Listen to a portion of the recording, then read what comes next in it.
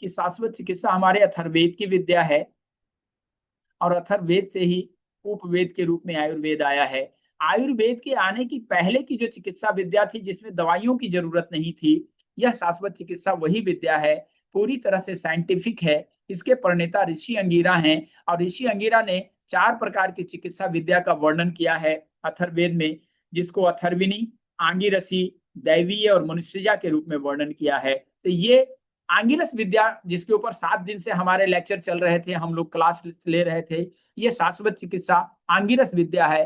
हाथों से छू करके अपने शरीर के रस रसायनों को रिलीज करके दुनिया में जितने भी थेरेपीज जानते हैं, जितनी भी चिकित्सा विद्या जानते हैं, सबसे फास्ट रिजल्ट इसका है। ये मैं दावे के साथ कह सकता हूं, और ये मैं नहीं, इस 7 दिनों में जिन्होंने भी प्रैक्टिस किया है, जिन्होंने भी प्रैक्टिस किया है, सफलतापूर्वक हैंड रेस करें। जिन्होंने सफलतापूर्वक प्रैक्टिस किया है घुटने पे, कंधे पे, माइग्रेन पे, यस, अजय कुमार मिश्रा जी, आप अपना अनुभव बताएं जरा कि कैसा लगा ये 7 दिन में से। अभी तो सिर्फ सीख करके अभी तो शुरुआत है।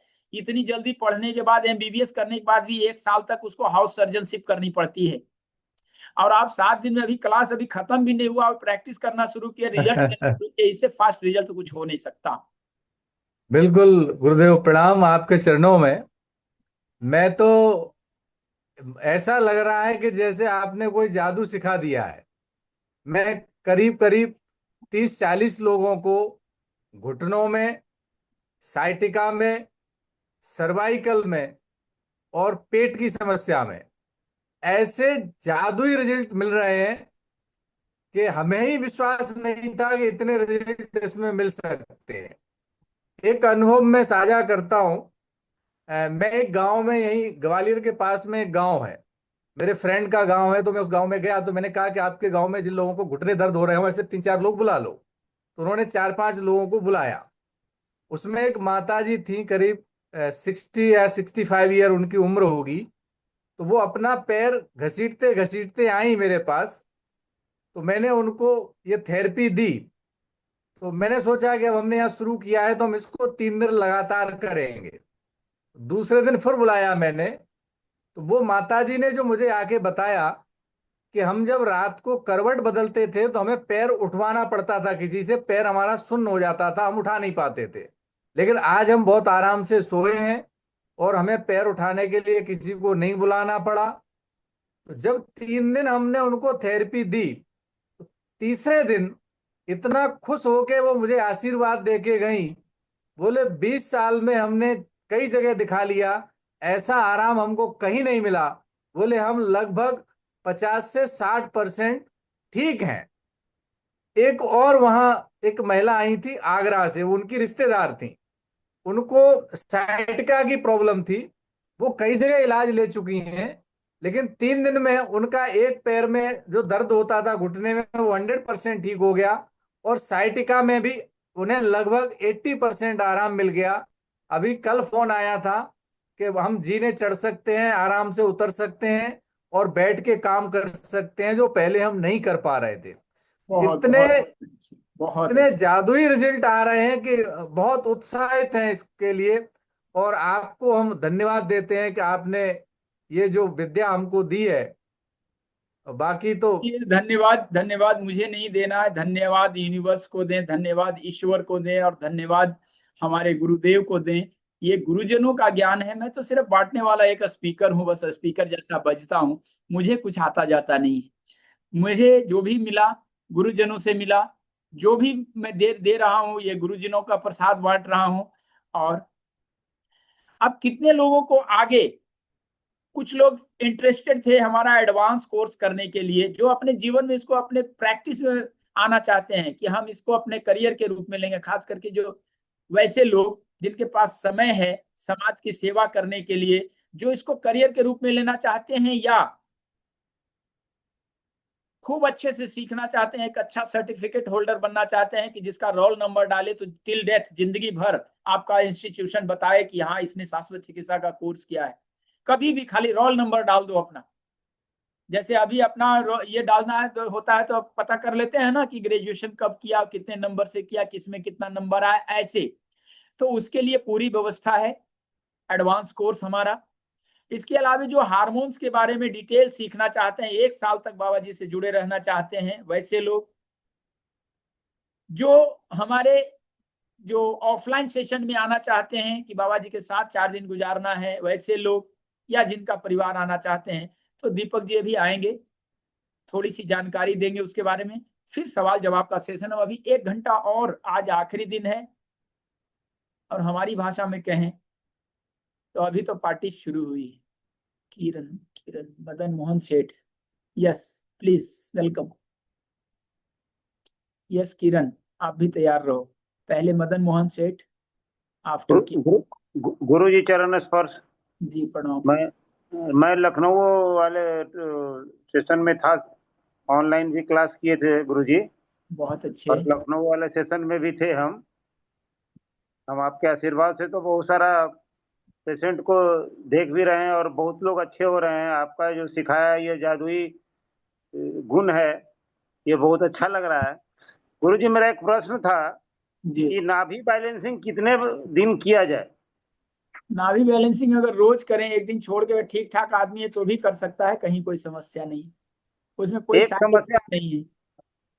गुरु जी, एक चीज था, एक साइटिका का पेशेंट है मेरे पास 2 गो। बहुत हाँ, सारे साइटिका को तो ठीक कर दिए, लेकिन 2-3 पेशेंट ऐसा है कि ठीक हो जाती है, फिर उसको अगले हफ्ते फिर रिपीट कर जा रहा है। क्या हाँ, किया तो जाए? उसके खाने पीने को और गैस एसिडिटी को ध्यान रखें, और यूरिक एसिड जांच करा लें, और हमसे सलाह ले लें, तो आपको मैं हेल्प कर दूंगा। धन्यवाद। कभी कभी यूरिक एसिड के कारण भी ऐसा होता है, या गैस एसिडिटी ज्यादा होती है, इस कारण से जैसा होता है। हाँ जी स्वामी जी, नमस्कार। हाँ, हाँ नमस्कार किरण। हाँ जी स्वामी जी, मेरी आपसे पहले भी बात हुई है। तो मैं सोराइसिस पेशेंट हूँ। आपने मुझे कहा कि चीनी का प्रयोग बंद कर दीजिए, मैंने बिल्कुल पिछले सप्ताह से बंद कर दिया है। परंतु आपने कहा कि गुड़ का प्रयोग किया जाए, तो सोराइसिस पेशेंट के लिए गुड़ भी मना होता है, तो अब मैं क्या लूं? किसने कहा कि सोराइसिस पेशेंट के लिए गुड़ मना होता है? गुड़ स्किन के ऊपर बहुत अच्छा काम करता है, आपको पता है कि गुड़ मेडिसिन होता है। हम जब एडवांस हो गए ना, जब हमने ज्यादा पढ़ लिया इस मैकॉले को, तो गुड़ में एक्सपायरी डेट लिखने लगे। गुड़ में एक्सपायरी डेट, गुड़ में 3 साल के बाद उसमें मेडिसिनल वैल्यू बढ़ता है उसका, मेडिसिन उसमें अपने आप उत्पन्न हो लगते हैं प्राकृतिक रूप से। जो पुराना गुड़ होता है ना 3 साल का, मैं दिल्ली में एक सेठ के पास बैठा था, तो एक लॉरी भर के छोटा हाथी और गुड़ को फेंकने जा रहा था। मैं कहा क्या हो गया सेठ गुड़ को? बोला क्या करे बाबा जी, एक्सपायर हो गया है, अभी छापा मार देगा। मैंने कहा तो लाओ मेरे आश्रम में भेज दे, मैं ये 1 ट्रक गुड़ को ऐसे बांट दूंगा दवाई जैसा। और वो दवाई है, ताजा गुड़ नहीं खाते जो अभी का बना हुआ है। हम ताजा के पीछे क्यों भागते हैं? हम बासी खाने वाले लोग, हम ज्यादा एडवांस हो गए तो ताजा खाने लगे, एकदम चूल्हे पर की रोटी तुरंत चाहिए, थोड़ा ठंडा होने दो, तब वो वातावरण से अपने अंदर ताकत ये करेगा, तुरंत अ, निकाले तुरंत अंदर।